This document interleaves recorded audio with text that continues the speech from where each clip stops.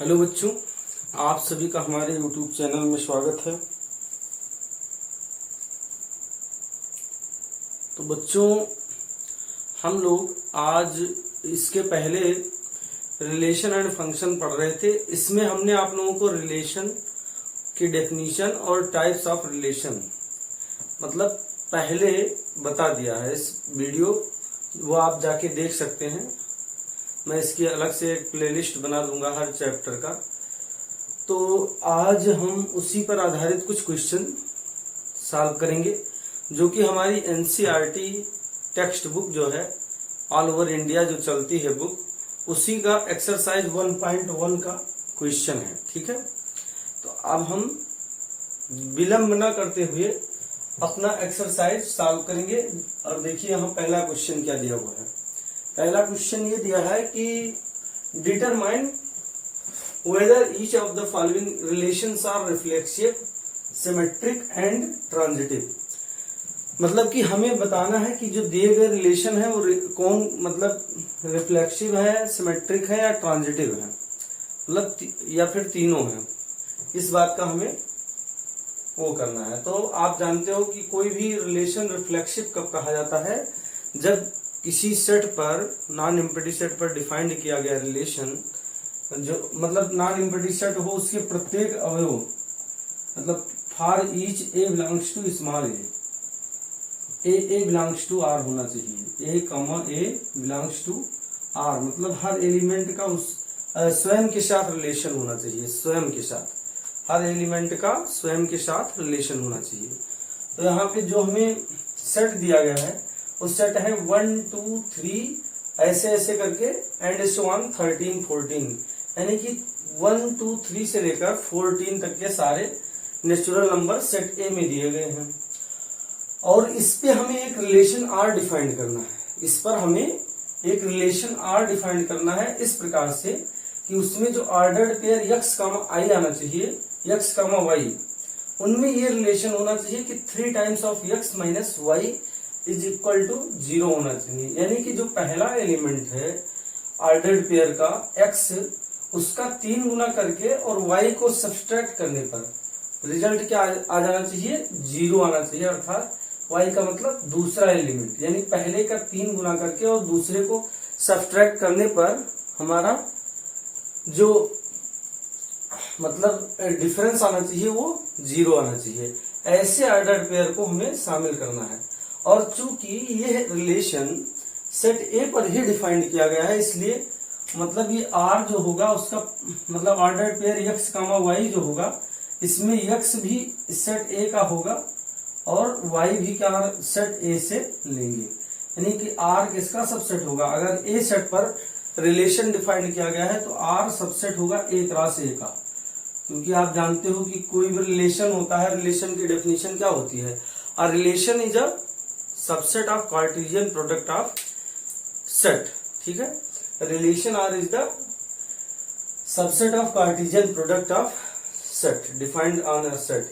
ठीक है, तो हम यहाँ सबसे पहले हम इस इक्वेशन को और थोड़ा अच्छा लिखना चाहें तो हम 3x इक्वल टू वाई लिख सकते हैं, या इसी को हम कह सकते हैं कि y इक्वल टू 3x।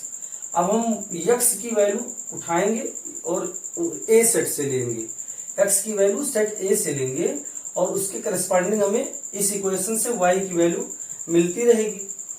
तो अगर x इक्वल टू 1 लें, अगर x इक्वल 1 लेंगे, x इक्वल 1 लेंगे तो इक्वेशन में रखने पर y की वैल्यू क्या आएगी, y इक्वल टू 3 आ जाएगा। तो हमारा पहला ऑर्डर पेयर 1, 3 हो गया। ऐसे x की वैल्यू अगर हम 2 लेंगे, इफ x इक्वल 2, तो उसके करस्पॉन्डिंग y की वैल्यू क्या आ जाएगी, y इक्वल टू 3x है तो 3 इंटू 2 हो जाएगा, यानी 3 इंटू 2 कितना आ गया, 6। तो हमारा next order pair x, y क्या हो जाएगा, 2, 6 हो गया। अब देखो अगर x इक्वल टू 3 लिया जाए देन y इक्वल टू क्या आ जाएगा, y equal to 3 into 3 means 9 आ गया। यानी कि अब हमारा ऑर्डर पेयर क्या हो गया, 3, 9। ठीक, हम ये कह सकते हैं कि y is 3 times of x, यानी सेकेंड एलिमेंट फर्स्ट वाले का 3 टाइम्स होना चाहिए। अगर हम x इक्वल टू 4 लेंगे तो इसके करस्पॉन्डिंग y की वैल्यू क्या होगी, y इक्वल टू लिखा है 3x, यानी 3 इंटू एक्स की जगह आपको 4 रखना पड़ेगा, तो यानी कि 3 4 जा 12 आ गया। तो हमारा नेक्स्ट क्या आ जाएगा 4, 12। ठीक है, अब उसके बाद आप इसी प्रकार से अगर हम 5 लेंगे x इक्वल टू 5, तो 5 लेने पर y इक्वल टू 3 इंटू 5 हो जाएगा, और 3 5 जा क्या आ गया 15, जो कि a के अंदर है ही नहीं, यानी 15 does not belongs to a। तो ये वाला ऑर्डर्ड पेयर हम जो 5, 15 है इसको हम नहीं ले सकते r के अंदर, क्योंकि हमारा जो x, y होना चाहिए तो वो ऑर्डर्ड पेयर इस सेट x और y दोनों ही सेट के अंदर होना चाहिए। और यहाँ पे 5 तो सेट के अंदर रहेगा, सेट का एक एलिमेंट है, लेकिन 15 क्या है, वो इस सेट का एलिमेंट नहीं है। तो यानी कि इस प्रकार हमें R में क्या क्या एलिमेंट्स मिल जाएंगे। तो पहला ऑर्डर पेयर 1, 3 मिला, नेक्स्ट क्या मिला 2, 6 मिला, अगला क्या मिला 3, 9, और उसके बाद 4, 12। ये सारे एलिमेंट्स हमें मिल गए आर के अंदर। अब हमें इस तरह से आर दिया हुआ है, अब हमें चेक करना है कि क्या ये रिफ्लेक्सिव है, सिमेट्रिक है और ट्रांजिटिव है। तो रिफ्लेक्सिव के लिए हमें सेट के अंदर जितने भी एलिमेंट्स दिए हों उन सब का स्वयं के साथ रिलेशन होना चाहिए, यानी कि each element is related to itself. हर एक element, each element of set should be related to itself. तो हम देख रहे हैं कि इसमें वन का वन के साथ ही रिलेशन नहीं है, और बहुत सारे एलिमेंट्स, यानी कि किसी भी एक एलिमेंट का अगर अपने साथ रिलेशन ना हो तो हम और रिफ्लेक्सिव नहीं होगा। तो हम लिख देंगे बस एक ही काफी है, since one belongs to. Reflexive में ऐसे लिखेंगे, अब हमने ये ऑर्डर्ड पेयर लिख लिया।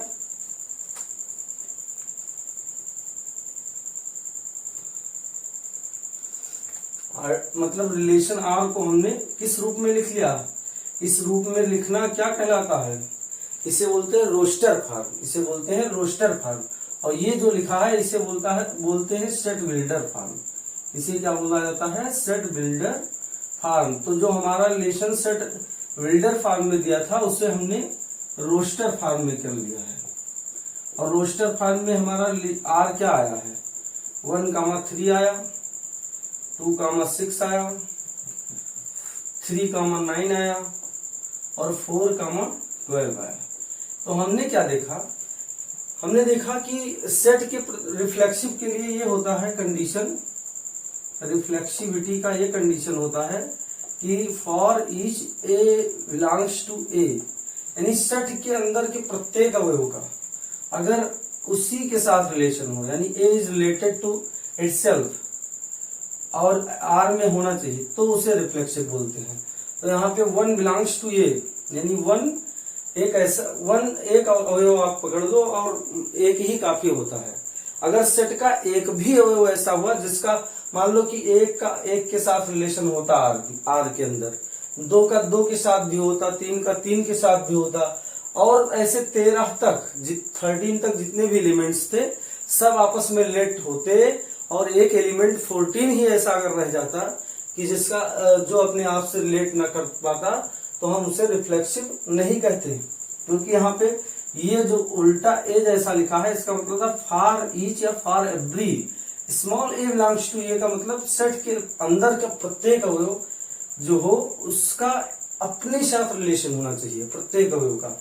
और यहाँ पे 1 बिलोंग्स टू ए, बट लेकिन 1, 1 does not belongs to R, R के अंदर 1, 1 नहीं है, तो इसका मतलब R is not reflexive, R reflexive नहीं है। ऐसे आपको लिखना है एग्जाम में। अब नेक्स्ट हेडिंग आपको डालना है सिमेट्रिक। सिमेट्रिक कैसे चेक करेंगे, तो सिमेट्रिक के लिए देखो क्या करना है। सिमेट्रिक के लिए यहाँ पे जो आर दिया गया है इसको आप देखो ध्यान से, अब हमें सिमेट्रिक में सेट के अंदर के एलिमेंट से नहीं मतलब होता है। जब भी आपको सिमेट्रिक रिलेशन सिमेट्रिक है या नहीं ये डिटरमाइन करना हो तो आपको आर के अंदर के ऑर्डर्ड पेयर देखने होते हैं। सिमेट्रिक की ये डेफिनेशन होती है कि for each a comma b belongs to R, यानी आर के अंदर अगर जो भी ए कॉमा बी ऐसे ऑर्डर पेयर हों उनके लिए बी कॉमा ए भी आर के अंदर आ जाए, यानी कि जो रिलेशन ए से बी का है वही रिलेशन बी से ए का भी आ जाए तो हम उसे सिमेट्रिक बोलेंगे। यानी कि रिलेशन में जितने भी ऑर्डर्ड पेयर हैं, जैसे उनका पहला यहाँ 1 पहला एलिमेंट है ऑर्डर्ड पेयर का और 3 दूसरा है, तो इनके उल्टा भी होने चाहिए, यानी कि 3,1 भी आर के अंदर अगर हो तो उसे हम सिमेट्रिक बोलेंगे। तो यहाँ पे आप देख रहे हो कि 1 3 तो है सेट आर के अंदर, लेकिन 3 1 नहीं है, तो यही काफी है। एक ही ऑर्डर्ड पेयर अगर ऐसा मिल गया आपको जो मतलब आर के अंदर है लेकिन उसका उल्टा नहीं है, तो हम क्या बोल देंगे कि वो सिमेट्रिक नहीं है। तो इसी को लिख दिए since 1, 3 belongs to R but 3, 1 does not belongs to R, therefore R is not symmetric, इसलिए आर क्या है सिमेट्रिक नहीं है। ठीक है बच्चों। अब हम कैसे चेक करेंगे ट्रांजिटिव। ट्रांजिटिव के लिए क्या करेंगे देखिए, बहुत अच्छे से ये चीजें आपको समझ में आएंगी अगर आप पूरा वीडियो देखेंगे अच्छे से।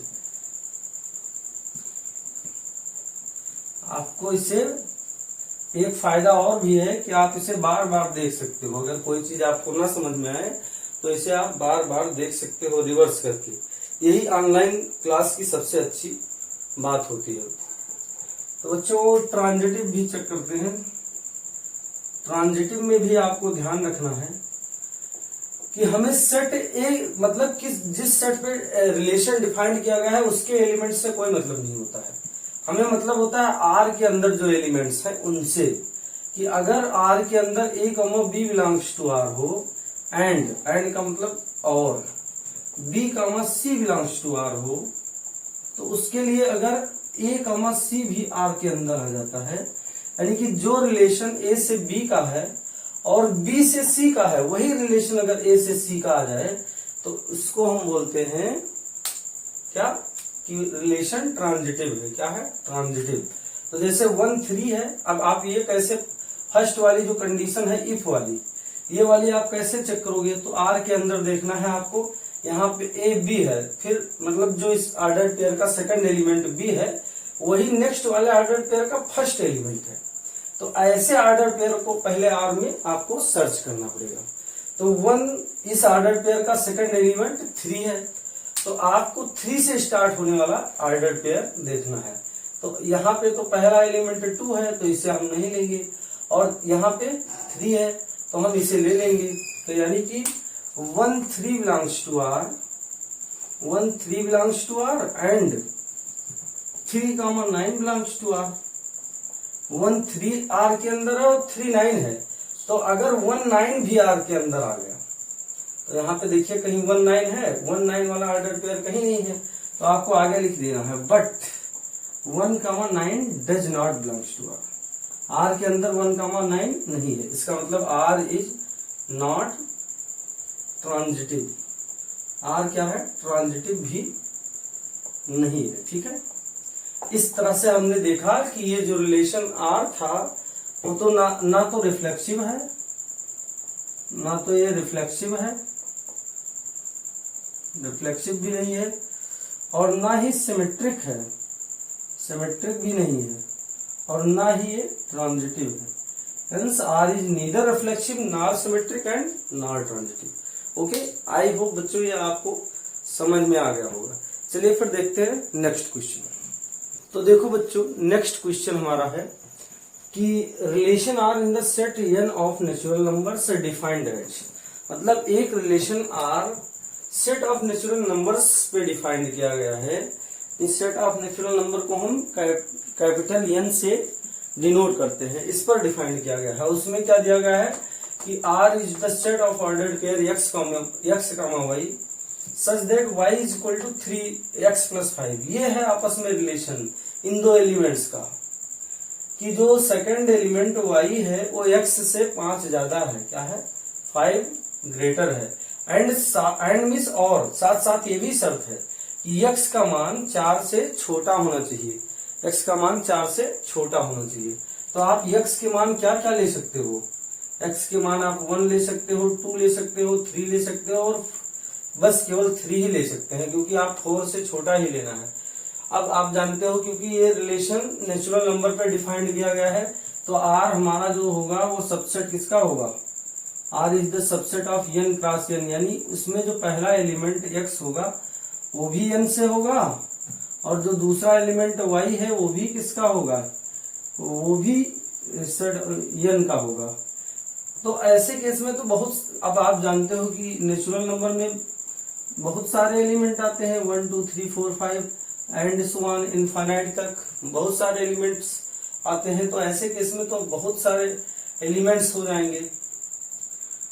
तो हमें इसीलिए x के ऊपर कंडीशन दे दिया गया कि कुछ लिमिटेड ही ऑर्डर पेयर में, मतलब r के अंदर कुछ लिमिटेड वो मतलब आए।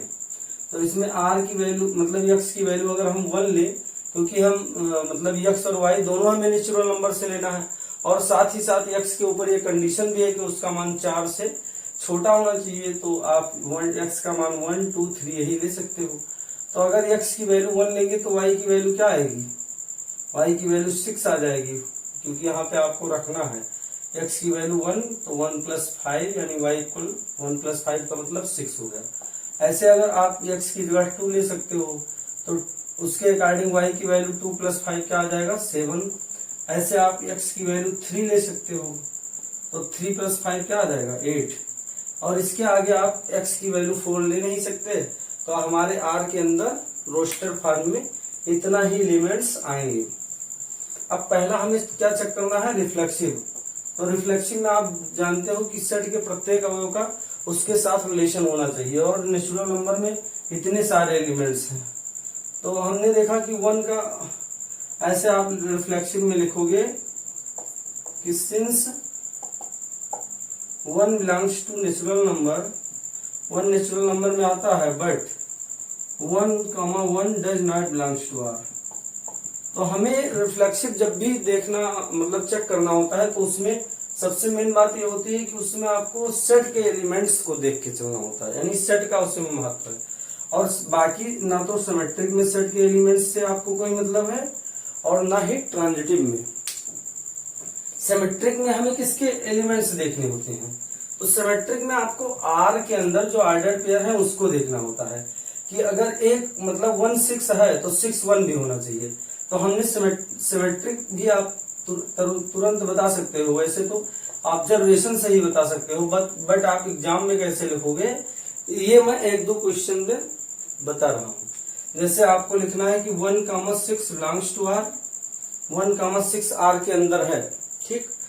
बट लेकिन आप देख रहे हो कि 6, 1 does not belongs to are.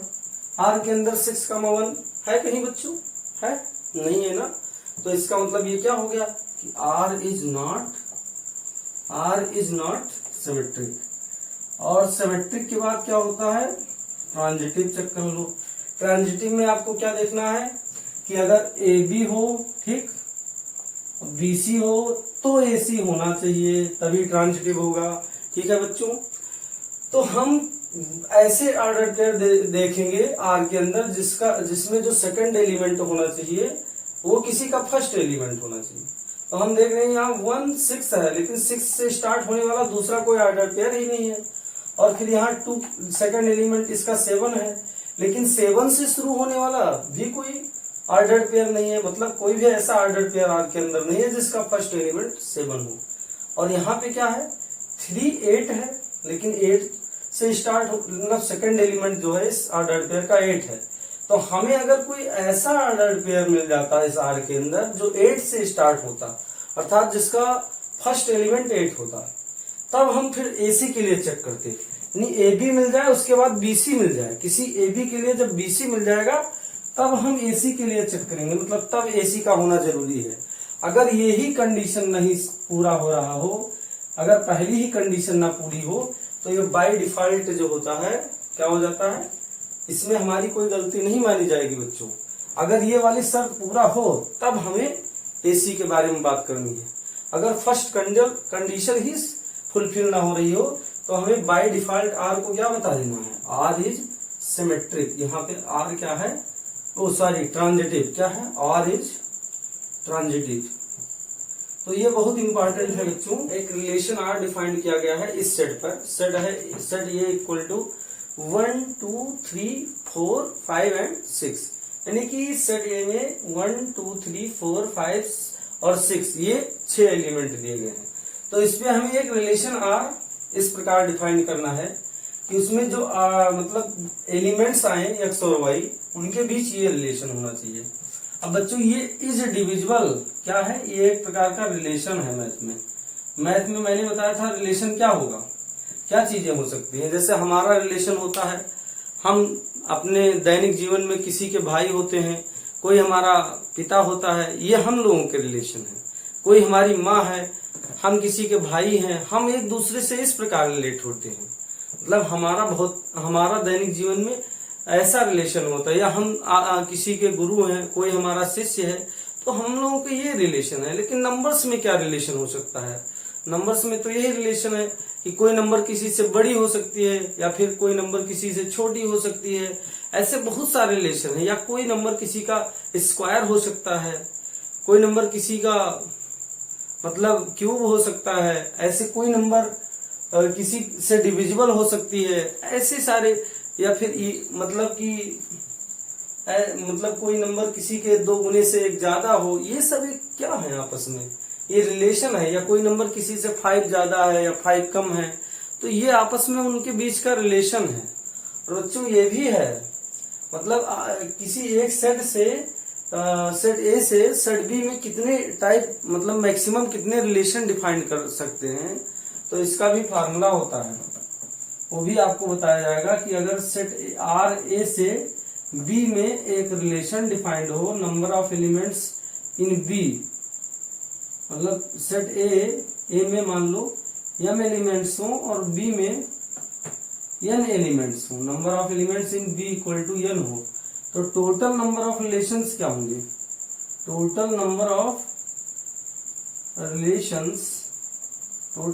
Relations मैंने क्या बताया था, total number of relation equal to number of subset, क्योंकि रिलेशन एक प्रकार से सबसेट ही होता है, नंबर ऑफ सबसेट। और किसका, subset of A cross B, A cross B के जितने सबसेट होंगे उतना मैक्सिमम रिलेशन हो सकता है। अब आप सोचो कि ए क्रॉस बी में कितने एलिमेंट्स होंगे टोटल, तो टोटल एलिमेंट्स होंगे m इंटू n, क्योंकि अगर ए में m एलिमेंट्स हैं और बी में n एलिमेंट्स हैं, तो ए क्रॉस बी में कितने एलिमेंट्स होंगे, ए क्रॉस बी में m इंटू n एलिमेंट्स होंगे। ये सब रिलेशन मतलब पहले मैं बता चुका हूँ। तो इसके नंबर ऑफ सबसेट कितने होंगे, तो किसी सेट में जितने एलिमेंट्स होते हैं उसे अगर 2 की पावर m मतलब 2 के पावर में लिख दिया जाए तो ये हो जाता है नंबर ऑफ सबसेट उस सेट का। और ये number of subset he total number of subset जो होगा वही नंबर ऑफ रिलेशन होगा, यानी 2 की पावर mn रिलेशन बनेगा। ठीक है, तो बच्चों इतने प्रकार के रिलेशन बन सकते हैं। अगर पूछा जाए कि यहाँ जो ए सेट दिया गया है उस ए सेट से ए सेट में ही, मतलब आर अगर ए सेट से ए सेट में ही अगर एक रिलेशन डिफाइन किया जाए, रिलेशन ऑन सेट ए, तो कितने मतलब टोटल रिलेशंस बनाए जा सकते हैं, कितने तरीके के रिलेशन बनाए जा सकते हैं, तो इनके एलिमेंट्स आपस में कितने तरीके से रिलेट कर सकते हैं, ये बात है। तो यहाँ पे चूंकि ये में 6 एलिमेंट हैं और ए क्रॉस ए का सबसेट होगा, ए क्रॉस ए का सबसेट होगा, तो ए क्रॉस ए में 6 इंटू 6 यानी 36 एलिमेंट हो जाएंगे। कितने एलिमेंट, 36 एलिमेंट। तो इसके टोटल नंबर ऑफ रिलेशन क्या होंगे, 2 की power 36। Total number of relation कितना होगा, टोटल नंबर ऑफ रिलेशन जो होगा वो 2 की पावर 36। अब ये नंबर काफी बड़ा है बच्चों, 2 की पावर 36 काफी बड़ा नंबर आएगा, यानी इतना रिलेशन बनाए जा सकते हैं इतने तरीके के से, उनमें से एक रिलेशन ये भी है।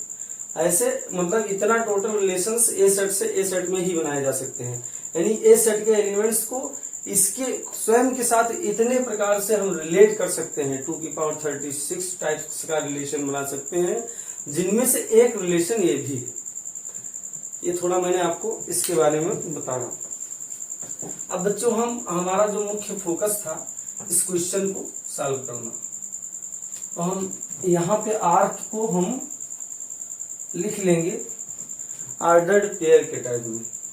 मतलब कि हमें जो आर लेना है उसमें जो एक्स वाई लेना रहेगा वो ए सेट का ही होना चाहिए, सेट ए से ही लेना है, और उनमें ये शर्त है कि y is divisible by x, यानी जो सेकंड एलिमेंट होना चाहिए वो फर्स्ट से क्या होना चाहिए, डिविजिबल होना चाहिए। तो हमें अगर कोई ये कहे कि ये जो आर रोस्टर फॉर्म में लिखा है इसे सेट बिल्डर फॉर्म में लिख के दिखाओ, तो आपको सोचना पड़ेगा कि वन मतलब हमें पहला और दूसरा एलिमेंट इसी सेट का लेना है, और उसमें भी सेकंड एलिमेंट जो आपको लिखना है वो पहले वाले से डिवाइड होना चाहिए।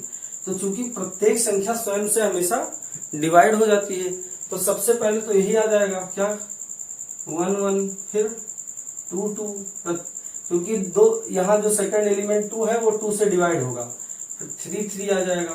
ठीक, वो इस शब्द को दोनों एलिमेंट पूरा कर रहे हैं कि ये इसको डिवाइड कर रहा है पहला वाला, ऐसे 4 4 हो गया, फिर 5 5 हो गया। ठीक है बच्चों, 5 5, उसके बाद 6 6 हो जाएगा, क्योंकि प्रत्येक संख्या स्वयं को तो हमेशा डिवाइड करती है।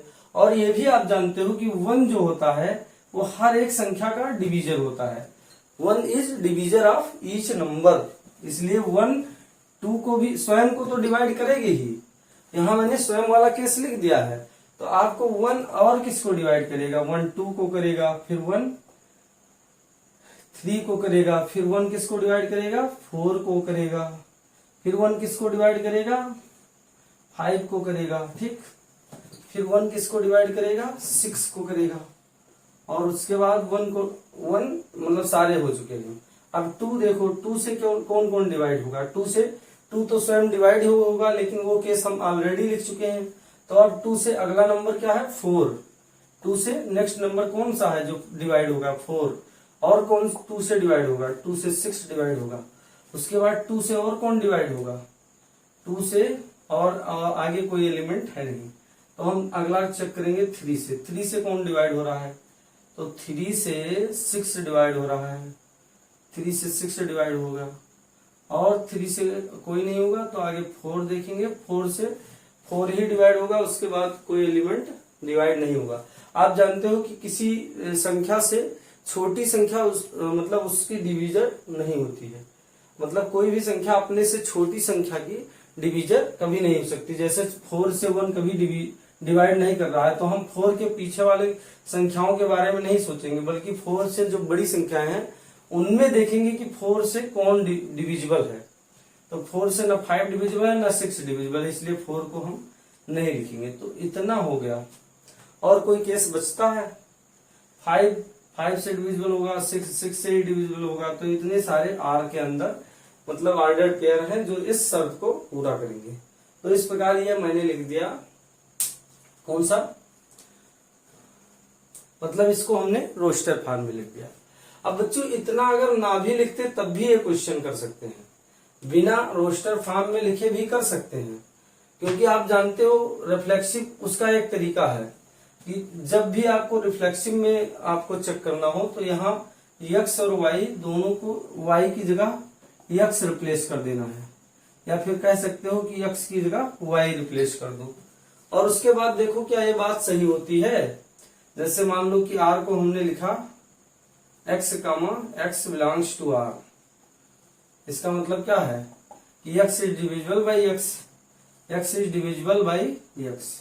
अब ये बात सही है कि नहीं, हर एक संख्या अपने आप से डिविजिबल होती है या नहीं, प्रत्येक संख्या अपने आप से डिविजिबल होती है। तो हमने x और मतलब y की जगह चाहे समझो x कर दिया या x की जगह y, मतलब किसी एक को y की जगह हम या तो x लिख दें या तो x की जगह y लिख दें। फिर ये देखें कि यही चीज इस रिलेशन के अंदर भी करके देखेंगे कि सही जाता है कि नहीं।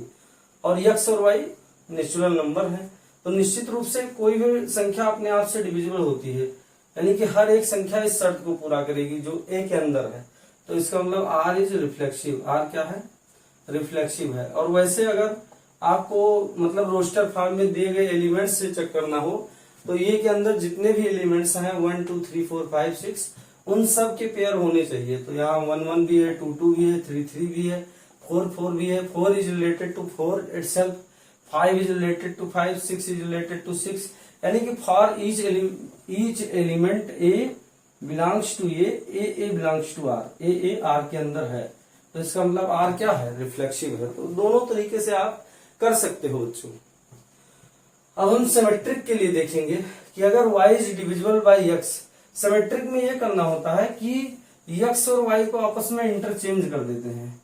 Interchange x and y, interchange the place of x and y। और उसके बाद देखेंगे कि क्या ये मतलब रिलेशन सही होता है। तो x y belongs to r का मतलब y is divisible by x। अगर y x से डिविजिबल हो, जरा एक संख्या लेकर देखो, जैसे मान लो 2, यहाँ पे 2 जो है 2 से 6 डिविजिबल है। तो हमने लिखा कि 6 इज डिविजिबल बाई 2, इसलिए 2 6 है। लेकिन क्या इसका उल्टा सही होगा? 6 2 आएगा तो क्या 2 6 से डिविजिबल होगा? तो नहीं होगा। ठीक है। अगर 6 2 से डिविजिबल है, यानी 6 जो है वो 2 से कैंसिल हो रहा है, तो क्या 2 भी 6 से कैंसिल होगा? मतलब इनके प्लेस इंटरचेंज करने से भी ये रिलेशन सही होगा या नहीं, आपको ये बताना है। तो मतलब कि ऐसा संभव नहीं है। तो वैसे भी आप जो रोस्टर फॉर्म में आर के अंदर एलिमेंट्स दिए गए हैं, मतलब उनके अंदर जो भी ऑर्डर्ड पेयर हो उनके लिए चेक करना है कि 1 2 है तो 2 1 है कि नहीं। तो यहाँ पे आप देखोगे कि जिन ऑर्डर्ड पेयर के फर्स्ट व सेकंड एलिमेंट्स दोनों सेम है, उनका उल्टा करने पर भी वो सेम ही आएंगे। तो इसका हमें उल्टा नहीं चेक करना है, क्योंकि इसके उल्टे वो स्वयं होंगे। अब हम सबसे पहला ऑर्डर्ड पेयर मतलब 1 2 ऐसा देखते हैं जिसमें पहला और दूसरा एलिमेंट डिफरेंट है। तो 1 2 बिलोंग्स टू आर, 1 2 जो है वो आर के अंदर है, लेकिन आप देखोगे कि 2 1 कहीं नहीं है। 2 1 मतलब does not belongs to R. इसका मतलब आर सिमेट्रिक नहीं है। R is not symmetric, R is not symmetric, R symmetric नहीं है। ठीक। उसके बाद आपको क्या करना है, फिर आपको ट्रांजिटिव चेक करना है। ट्रांजिटिव, तो ट्रांजिटिव तो होगा ही ये निश्चित रूप से, क्योंकि आप सोचो कि अगर y is divisible by x, यानी एक संख्या लिखो, ये जैसे 2 लिखा। अब 2 से जैसे यहाँ पे 1 2 है, तो 2 से स्टार्ट होने वाला कोई है? मतलब 2 से स्टार्ट होने वाला ये है, ये और भी कहीं है? हाँ ये है। ये भी मतलब कितने ऐसे ऑर्डर्ड पेयर हैं जिनका फर्स्ट एलिमेंट 2 है। तो यहाँ पे देखो इसका है और इसका भी 2 है, इसका भी 2 है, और कहीं है जिसका फर्स्ट एलिमेंट 2 हो। तो देखो 1 2 के साथ क्या क्या आ रहा है? 1 2 के साथ इतने ऑर्डर्ड पेयर आ रहे हैं, क्या क्या? एक तो आ रहा है 2 2, फिर क्या आ रहा है 2 4, ठीक। उसके बाद 2 6 आ रहा है। और किसी का फर्स्ट एलिमेंट बच्चों है 2 नहीं है। तो अगर 1 2 है और 2 2 है तो 1 2 भी होना चाहिए। तो 1 2 खुद ये अब स्वयं है, आर के अंदर मौजूद है। अब अगर 1 2 है और 2 4 है तो 1 4 भी होना चाहिए। तो 1 4 यहाँ पे है, देखो 1 4 भी है, 1 4 भी है, ठीक। अगर 1 2 है और 2 6 है तो 1 6 भी होना चाहिए। तो 1 6 भी इसी के अंदर यहाँ पे दिया हुआ है। तो हमने देखा, इसके लिए मैंने चेक कर लिया, ठीक। अब 1 3 है और 3 से स्टार्ट होने वाला जो भी ऑर्डर्ड पेयर है उसे हम देखेंगे। नेक्स्ट देखो 1 3 से, अब 3 से कौन कौन से ऐसे ऑर्डर्ड पेयर हैं जो जिनका फर्स्ट एलिमेंट 3 हो। तो एक तो यहां मिल रहा है 3 3, और उसके बाद क्या मिल रहा है 3 6 मिल रहा है। और कहीं 3 से स्टार्ट होने वाला है नहीं है ना, 3 6। अब देखो अगर 1 3 है और 1 3 है और 3 3 है तो 1 3 होना चाहिए, तो 1 3 ये खुद ही आ गया, 1 3 ये खुद है। और उसके बाद 1 3 है और 3 6 है तो 1 6 भी होना चाहिए, तो 1 6 निश्चित रूप से यहाँ दिया ही हुआ है, तो इसकी मतलब कि ये भी हो गया। अब 1 4 है तो 4 से स्टार्ट होने वाला कौन कौन से ऑर्डर्ड पेयर है, तो 1 4। अब 4 ऐसा ऑर्डर्ड पेयर चेक करो जिसका फर्स्ट एलिमेंट 4 हो, तो बस यही मिल रहा है 1 4 का 4 4 है। तो अगर 1 4 है और 4 4 है तो 1 4 भी होना चाहिए, तो 1 4 यहाँ वो खुद ही हो गया 1 4। इस ऑर्डर पेयर के अंदर 1 4 है। ठीक, हाँ तो बच्चों हम लोग चेक कर रहे थे ट्रांजिटिव के लिए, ठीक है।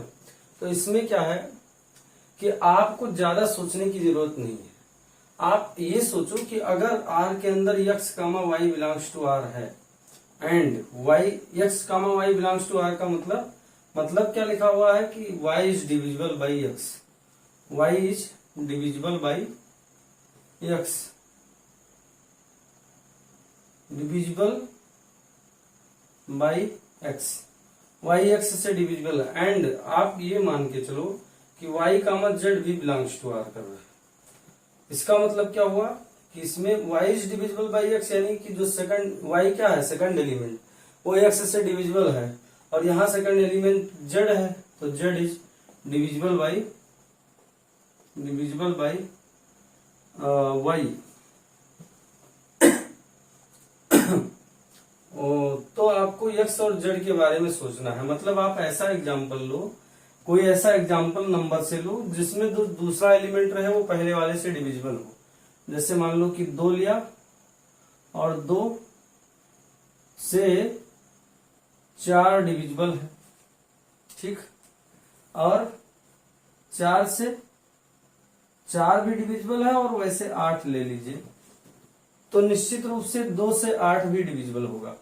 अगर 4 2 से डिविजिबल है और 8 4 से डिविजिबल है, मतलब 4 जो स्वयं है वो 2 से डिविजिबल है और 8 4 से डिविजिबल है, तो 8 2 से भी डिविजिबल होगा निश्चित रूप से। आप संख्याओं में कोई भी ऐसा एग्जांपल लेके देखो कि अगर ये संख्या मतलब कोई संख्या किसी अन्य संख्या को काट रही है और वह किसी दूसरी संख्या को काट रही हो, तो निश्चित रूप से ये वाली संख्या उसे काटेगी ही। समझ में आई बात? तो ये आपको ज्यादा सोचने की जरूरत नहीं, ये ट्रांजिटिव ही होता है, मतलब इतना ज्यादा चेक करने की भी जरूरत नहीं है। अगर आप चेक करना चाहो तो एक एक ऑर्डर्ड पेयर चेक कर सकते हो, मैंने इतना आपको चेक करना ऐसे बता दिया है। तो यहाँ पे R इज ट्रांजिटिव, यहाँ R क्या आएगा, ट्रांजिटिव रहेगा, ठीक है।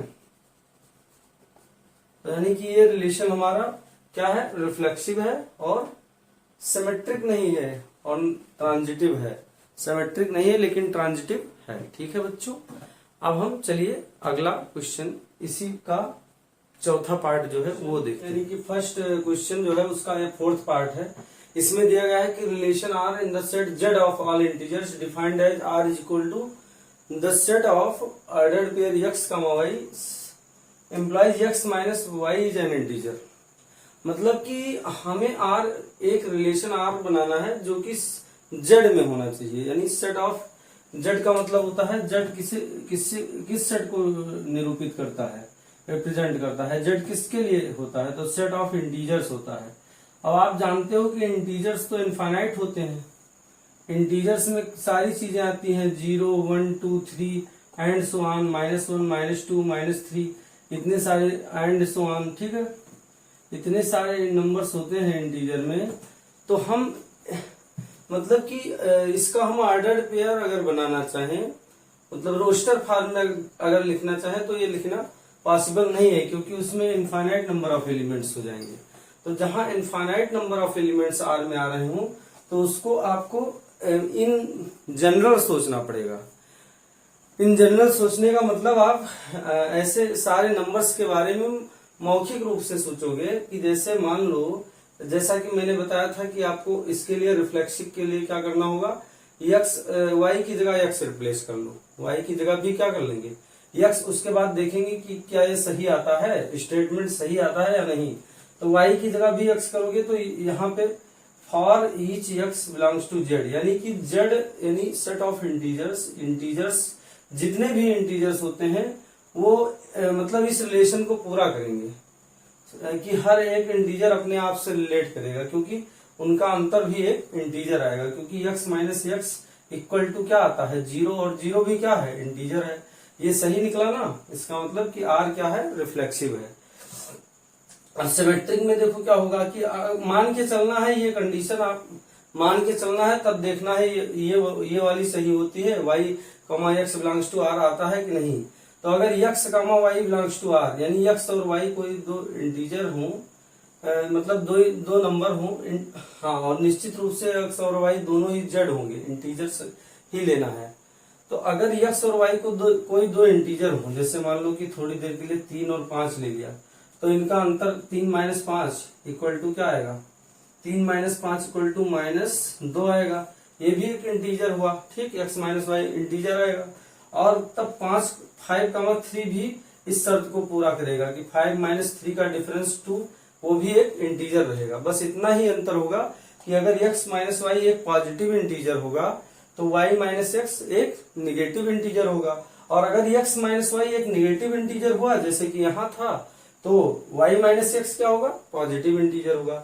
बस इतना ही अंतर होगा, लेकिन ये शर्त पूरी होगी कि x और y का x माइनस वाई अगर एक इंटीजर है तो y माइनस एक्स भी एक इंटीजर होना चाहिए। तो y कामा x भी r के अंदर आ रहा है। प्रत्येक x comma x comma y belongs to r के लिए, for each x comma y belongs to r के लिए y comma x also belongs to r है, इसलिए ये वाला मतलब रिलेशन r जो है वो क्या है, सिमेट्रिक है। अब ट्रांजिटिव में चेक करना है, तो ट्रांजिटिव में आपको ये मान के चलना है ये कि x comma y belongs to r, अर्थात x माइनस वाई एक इंटीजर है, ऐसा दिया है। और y comma z belongs to r का मतलब y माइनस z भी एक इंटीजर है। तो आपने छोटी क्लास में पढ़ा होगा कि जब हम दो इंटीजर्स का सम करते हैं बच्चों, कोई भी दो इंटीजर्स का सम किया जाता है या डिफरेंस किया जाता है, उन्हें सब्ट्रैक्ट करते हैं या मल्टीप्लाई करते हैं, ठीक है, तो उनका सम, डिफरेंस और प्रोडक्ट भी हमेशा एक इंटीजर होता है। तो क्योंकि x माइनस वाई एक इंटीजर है और y माइनस जेड भी एक इंटीजर है, तो अगर दो इंटीजर को सम कर दे, ये भी क्या आएगा, एक इंटीजर आएगा। तो x minus y plus y minus z हमने कर दिया, तो निश्चित रूप से ये भी एक इंटीजर होगा। y यहाँ कैंसिल हो गया, तो x minus z is an integer. और अगर x माइनस जेड एक इंटीजर निकला तो इसका मतलब x जेड बिलोंग्स टू r आ गया। तो हमने देखा कि x y belongs to r and y z belongs to r के लिए x comma z also belongs to r आ गया। इसका मतलब r क्या हो गया, ट्रांजिटिव हो गया। ठीक है बच्चों, आई होप ये क्वेश्चन आपको समझ में आया होगा। चलिए नेक्स्ट क्वेश्चन बच्चों, इसी का 5th पार्ट है जो है उसे हम देखते हैं। ओके, वो मतलब हमारे दैनिक जीवन का ही दिया गया है। ठीक है, हम लोगों के लाइफ से रिलेटेड क्वेश्चन है, तो हमें इसे देखना है कि रिफ्लेक्सिव है, सिमेट्रिक है या ट्रांजिटिव है, क्या क्या है। ठीक है, डिटरमाइन करना है। तो जैसे इसमें क्या दिया गया है कि ये रिलेशन R जो है वो एक सेट ए पर डिफाइंड किया गया है। और सेट ए क्या है, सेट ए जो है किसी पर्टिकुलर टाउन में रहने वाले, पर्टिकुलर समय पर रहने वाले व्यक्तियों का समूह है। सेट ए क्या है, human beings in a town at a particular time, मतलब किसी समय किसी पर्टिकुलर टाइम पर रहने वाले ह्यूमन बीइंग्स यानी मानव मनुष्यों के का समुच्चय है। ठीक है, तो इसमें R दिया गया है the set of ordered pair x comma y, मतलब कोई भी दो व्यक्ति x और y R के अंदर तब आएंगे जब वो x and y work at the same place. तो इसे बताना है, ये मतलब एक इस रिलेशन को सेटिस्फाई करते होंगे कि वो सेम प्लेस पे वर्क करते होंगे। तो रिफ्लेक्सिव के लिए आपको क्या करना है, इसमें सोचना है।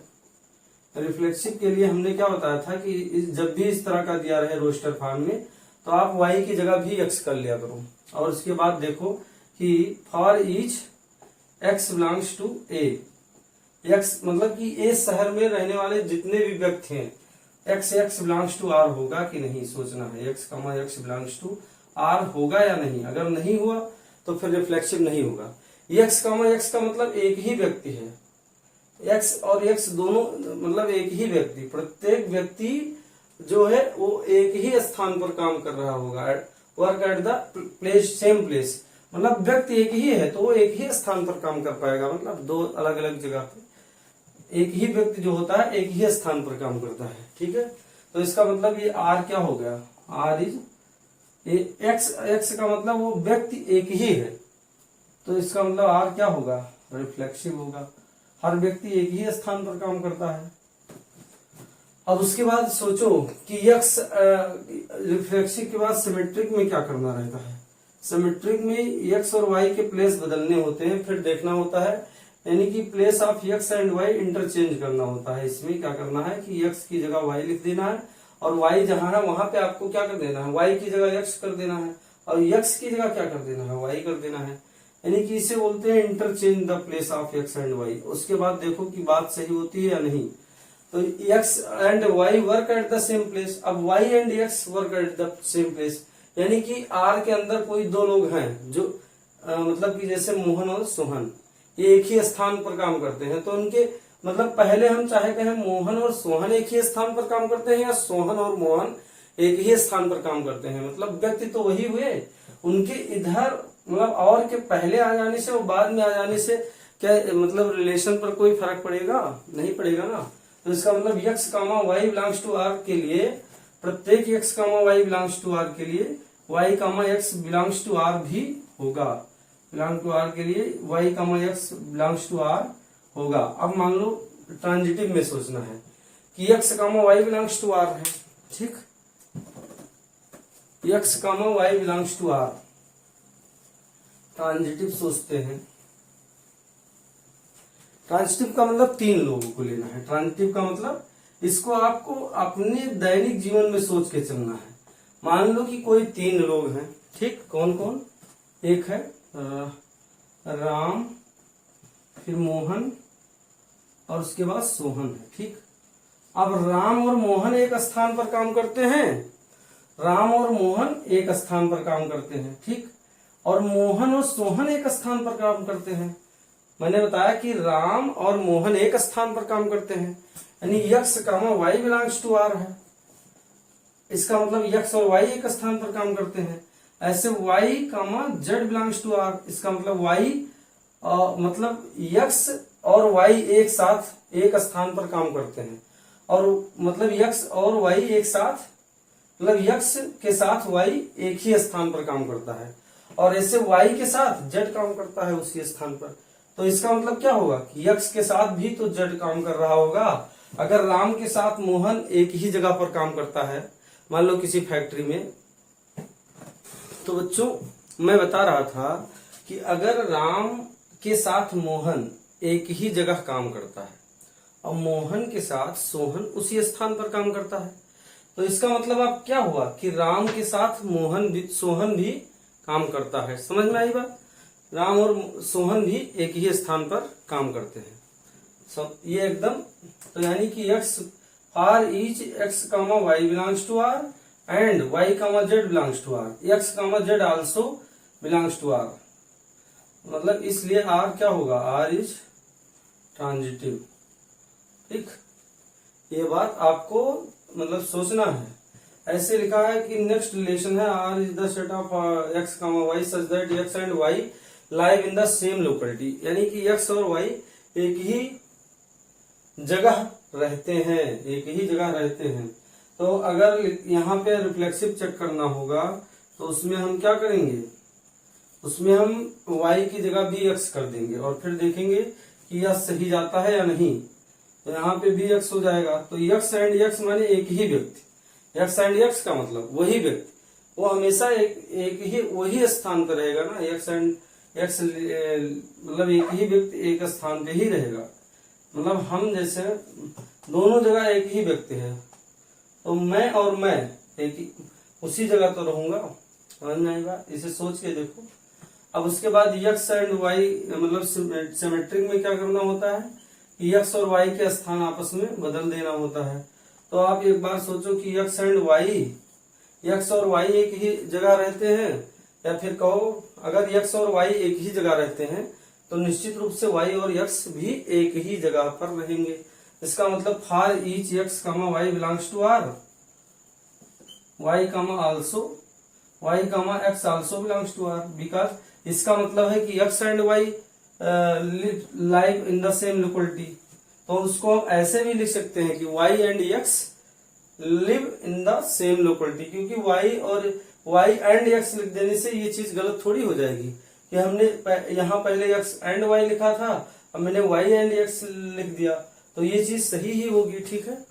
और इसके बाद आपको सोचना है ट्रांजिटिव कि x, y, z तीन लोग हैं, अगर कोई r each x, y, z belongs to किस सेट में दिया गया है A, अगर तीन लोग कोई भी हो एक A सेट के अंदर और x और y एक स्थान पर काम करते हो, मतलब रहते हो, यहाँ रहने की बात की गई है, काम करने की बात नहीं की गई। x और y एक जगह रहते हैं, y और z एक जगह रहते हैं, तो निश्चित रूप से x मतलब एक ही स्थान पर रहते हैं, सेम माने एक ही जगह। जैसे x और y जहां x के साथ y रहता है और y के साथ z रहता है, इसका मतलब x के साथ भी z रहता है। तो for each x, y, z belongs to A, हमने क्या देखते हैं कि if x, y belongs to A and ये नहीं R and y, z belongs to R, this implies x, z also belongs to R। इसका मतलब R क्या है, ट्रांजिटिव भी है। ठीक है। चलिए अब हम देखते हैं इसी का पार्ट C क्या है कि the set of ordered pair x, y such that x is exactly 7 centimetre taller then y, यानी कि x और y कोई भी दो व्यक्ति इस R के अंदर तब आएंगे जब x y से ठीक 7 सेंटीमीटर बड़ा होगा। तो ऐसे व्यक्ति इसमें मतलब R के अंदर आएंगे। ठीक है। तो इसमें x की जगह आपको रिफ्लेक्सिव चेक करने के लिए मैंने क्या बताया था, मैंने बताया कि जहां y है वहां भी x करके देखो।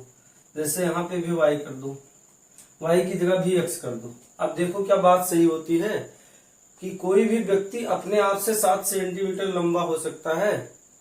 कोई भी व्यक्ति पर्टिकुलर टाइम पर उसी समय क्या अपने आप से 7 सेंटीमीटर लंबा हो सकता है? तो नहीं होगा। लिख देंगे कि for each x belongs to A, x, x does not belongs to R, because मतलब कि same person at the same time can not be 7 centimetre taller than himself. अपने आप से 7 सेंटीमीटर टॉलर नहीं हो सकता है। अब सिमेट्रिक में देखना है कि इनके स्थान बदल देने होते हैं। x जहां y है वहां पे इनके स्थान बदल दो, यानी y, x कर दो। तो अगर कोई x है जो y से 7 सेंटीमीटर बड़ा है, यानी कि कोई बच्चा है जो दूसरे बच्चे से 7 सेंटीमीटर बड़ा है, तो क्या तो दूसरा वाला बच्चा उससे बड़ा नहीं होगा, बल्कि क्या होगा, छोटा होगा। 7 सेंटीमीटर क्या रहेगा, छोटा। तो यहाँ पे टॉलर वाला जो रिलेशन है वो बदल जाएगा, स्मॉलर में आ जाएगा। जब हम y के प्लेस पे यहाँ पे x की प्लेस पे y करेंगे तो मतलब यहाँ पे रिलेशन चेंज हो जाएगा। इसका मतलब x, y belongs to R के लिए y, x does not belongs to R। सोच के देखो जरा, आप मान लो कोई बच्चा है जो आपसे 7 सेंटीमीटर बड़ा है, ठीक, तो आप उससे क्या होंगे, आप भी क्या उससे 7 सेंटीमीटर बड़े होंगे? नहीं, आप तो उससे 7 सेंटीमीटर क्या हो जाएंगे, छोटे। मतलब कि मैंने जब y की जगह x किया, यानी y और x के स्थान बदले, तो रिलेशन सही नहीं निकल रहा है। इसका मतलब कि ये सिमेट्रिक नहीं है। ट्रांजिटिव में क्या देखना होता है कि मान लो 3 कोई लोग हैं x, y, z।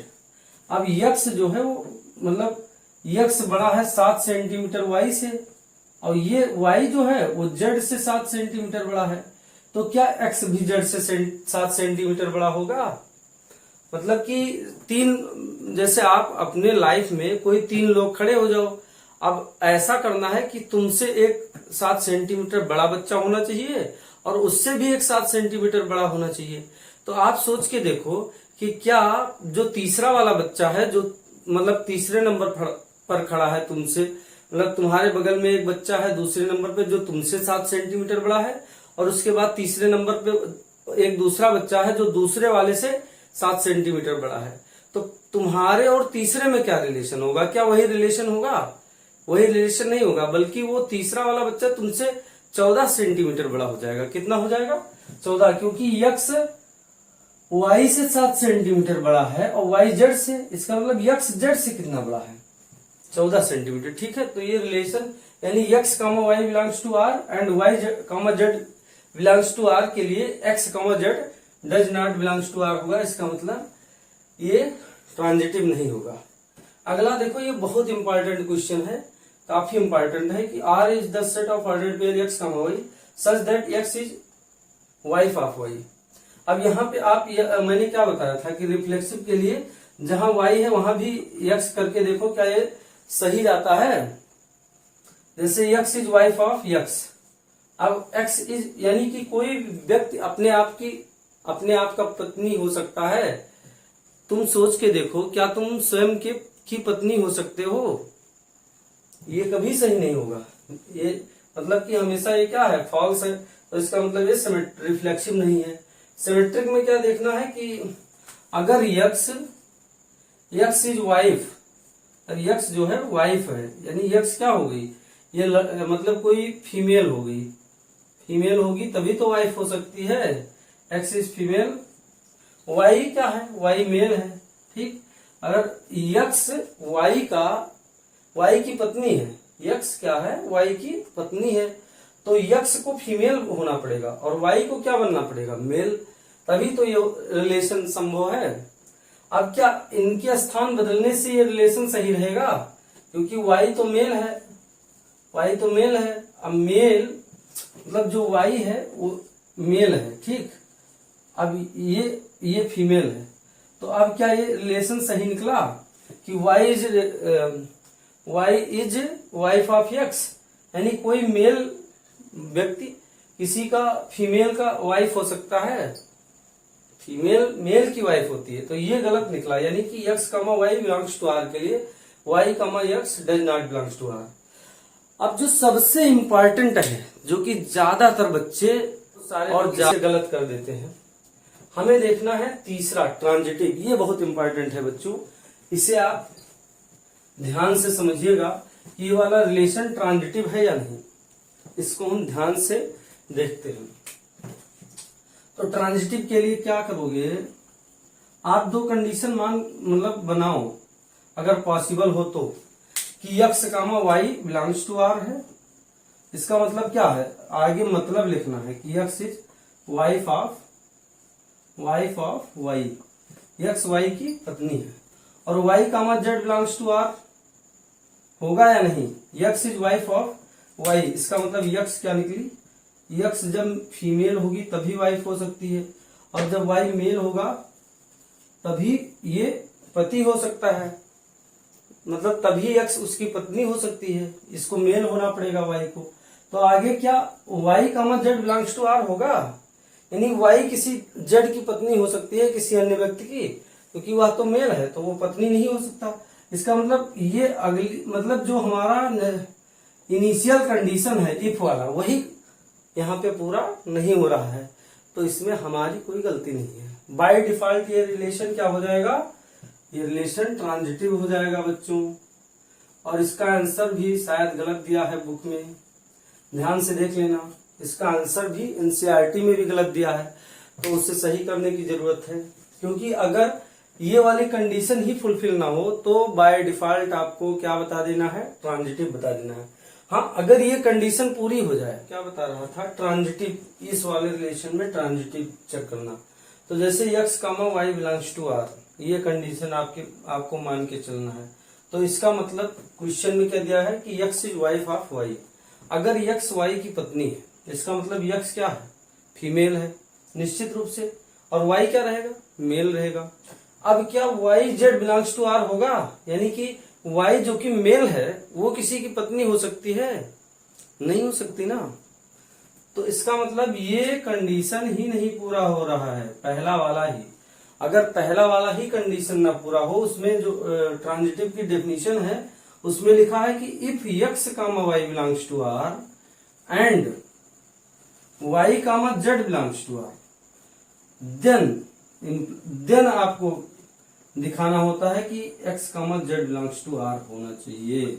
मतलब कि अगर ये वाली कंडीशन ना पूरी हो तो आपको बाय डिफॉल्ट क्या बोलना है कि वो ट्रांजिटिव है, तब आपको x, z के लिए चेक ही नहीं करना है।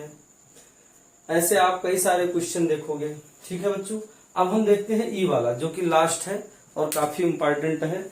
ये हमारे दैनिक जीवन से संबंधित जो एग्जाम्पल है ये हमारे लिए बहुत महत्वपूर्ण है बच्चों। इससे हमारा दिमाग जो होता है सोचना जो बढ़ता है, लॉजिकल हो जाता है। मैथ हमें लॉजिकल थिंकिंग डेवलप कराता है। तो यहाँ पे देखिए क्या लिखा है कि x, y belongs to R का मतलब x is father of y। तो इस रिफ्लेक्सिव के लिए क्या करते हैं बच्चों, हमने क्या बताया आपको कि जहां y है वहां भी आप x करके देखोगे था कि रिफ्लेक्सिव के लिए आपको क्या करना है कि x जहां y है वहां भी x करके देखोगे। तो यहाँ पे आप कर लो, जहां y है वहां पे कर लोगे x, और यहाँ भी जहां y है वहां x कर लो। फिर देखो क्या बात सही निकलती है कि x is father of x, यानी कि कोई व्यक्ति स्वयं का पिता हो सकता है। मतलब जैसे तुम सोच के देखो, क्या तुम स्वयं के पिता हो सकते हो? तो ये हमारे मतलब लाइफ में ऐसा कभी नहीं हो सकता। तो for each x belongs to ये, यानी कि कोई भी व्यक्ति x is not father of itself, यानी कि कोई भी व्यक्ति मतलब no any person can be father of himself. So x, x does not belongs to R. x, x does not belongs to R. Therefore R क्या है, reflexive नहीं है। सिमेट्रिक के लिए क्या सोचना है कि x is father of y, मतलब x, y belongs to R का मतलब है कि x y का फादर है, मतलब ये हो गए फादर, और ये क्या है, सन है। अब मतलब y जो है वो क्या है, y जो है वो सन है, क्या है वो x की जगह रखें तो क्या ये रिलेशन सही निकलेगा? तो y is father of x। अगर x y का पिता है तो क्या y भी x का पिता होगा? सोच के देखो, अगर तुम किसी के बेटे हो, मतलब वो तुम्हारा बाप है, तो क्या वो भी तुम्हारा बेटा होगा या तुम उसके बाप होगे? ऐसा कभी पॉसिबल नहीं है। तो ये वाला रिलेशन मतलब सिमेट्रिक भी नहीं है। अब ट्रांजिटिव में देखना है कि x, y, z अगर कोई तीन व्यक्ति हो और x पिता है y का, x पिता है y का, ये मतलब फादर है x, इधर की तरफ एरो लगा रहा हूं, और y z के पिता है। जैसे मान लो कि तुम अपने घर में सोचो कि तुम्हारा कोई बच्चा है, तुम उसके पिता हो, और तुम्हारे पिता मतलब तुम्हारे पापा है, और मतलब तुम्हारा एक बच्चा है, तो तुम्हारे बच्चे का तुम्हारे पापा क्या लगेंगे? पिता लगेंगे? पिता नहीं बल्कि ग्रैंडफादर लगेंगे। क्या लगेंगे? यानी कि x और y में जो रिलेशन है, y और z में जो रिलेशन है, वही x और z में नहीं होगा। तो इसका मतलब क्या हुआ कि ये रिलेशन मतलब ट्रांजिटिव नहीं है, क्योंकि x, y belongs to R and y, z belongs to R। ये दोनों तो शर्त पूरा हो रही है कि x y का पिता हो सकता है एंड y भी किसी का z का पिता हो सकता है, लेकिन x और z में वो रिलेशन नहीं होगा। इसका मतलब ये ट्रांजिटिव नहीं है। तो इस प्रकार बच्चों मैंने जो फर्स्ट मतलब क्वेश्चन था एक्सरसाइज 1.1 का एनसीईआरटी का, इसका सारा पार्ट एक एक करके आपको बहुत अच्छे से बताया है। उम्मीद करता हूं कि आप सभी लोगों को मेरा यह वीडियो जरूर पसंद आएगा, और यदि आपको हमारा कंटेंट अच्छा लग रहा हो तो प्लीज बच्चों इसे अपने मित्रों के साथ भी शेयर करें।